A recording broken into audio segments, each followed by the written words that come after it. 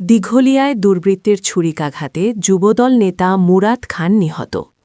খুলনা প্রতিনিধির পাঠানো তথ্যচিত্রে বিস্তারিত। খুলনার দিঘলিয়া উপজেলার সেনহাটি ইউনিয়নে দুর্বৃত্তদের ছুরিকাঘাতে মুরাদ খান ৪৫ বছর বয়স নামে এক যুবদল নেতা নিহত হয়েছেন। শুক্রবার ২৭ ফেব্রুয়ারি বাদ আসর এ মর্মান্তিক ঘটনা ঘটে।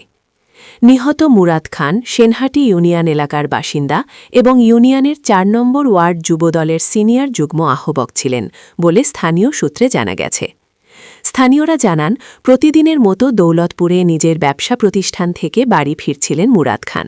পথে টিটিসি কলেজ দিঘলিয়া এর সামনে পৌঁছালে আগে থেকে ওত পেতে থাকা কয়েকজন দুর্বৃত্ত তার ওপর অতর্কিত হামলা চালায়।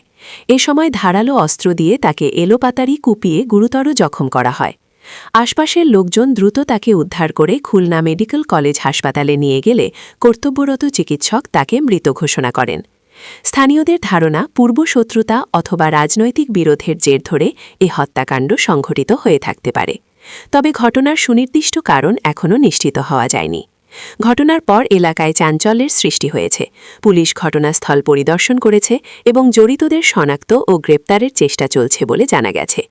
এদিকে মুরাদ খানের মৃত্যুতে পরিবার ও রাজনৈতিক সহকর্মীদের মাঝে শোকের ছায়া নেমে এসেছে। এলাকায় উত্তেজনা বিরাজ করায় অতিরিক্ত পুলিশ মোতায়েন করা হয়েছে। ঘটনার প্রকৃত রহস্য উদ্ঘাটনে তদন্ত চলছে। তদন্ত সাপেক্ষে এটা প্রকাশ করব না। তার সাথে কোনো শত্রুতা ছিল কিনা জানতে পেরেছেন?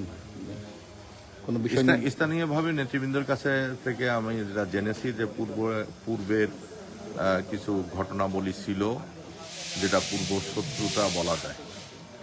সেনাটি বক্সিবাড়ি টিটিসি। ও সেনাটি বক্সিবাড়ি টিটিসির সামনে।